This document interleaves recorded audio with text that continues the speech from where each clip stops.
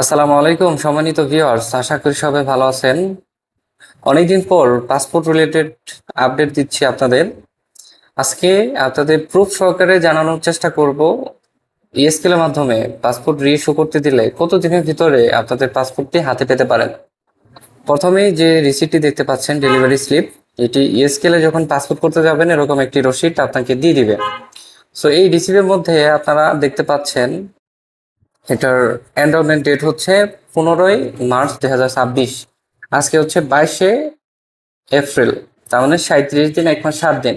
এই 1 মাস 7 দিনের ভিতরে এই পাসপোর্টটার কতটুকু কাজ শেষ হয়েছে দেখুন। ওনার পাসপোর্টটির অ্যাপয়েন্টমেন্ট নিয়ে দেওয়া হয়েছিল, এখানে দেখতে পাচ্ছেন ডেট 16 এপ্রিল।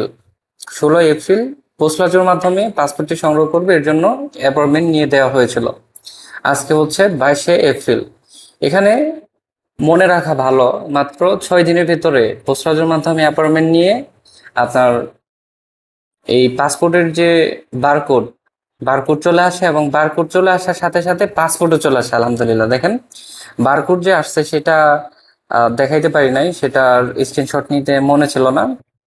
তো এটা হচ্ছে বারকোড, এবং এখানে আপনারা দেখতে পাচ্ছেন পাসপোর্টটি অলরেডি 22শে এপ্রিল, মানে আজকেই রেডি ফর সেলফ কালেক্টের জন্য প্রস্তুত। মানে আপনার পাসপোর্টটি কাঙ্ক্ষিত পোস্ট অফিসে রেডি হয়ে গেছে, আর পাসপোর্টটি আপনারা সংগ্রহ করতে পারবেন, কোনো সমস্যা নাই। তার মানে আপনারা একটা আনুমানিক আইডিয়া নিতে পারলেন যে আপনারা 1 মাস 7 দিনের ভেতরে পাসপোর্টটি হাতে পাবেন পোস্টলাজের মাধ্যমে। আর যদি আপনারা সরাসরি বাংলাদেশ হাই কমিশনে পাসপোর্টটি নিতে চান তাহলে আরো 7 দিন অথবা 10 দিন আগেই পাসপোর্টটি সংগ্রহ করতে পারবেন।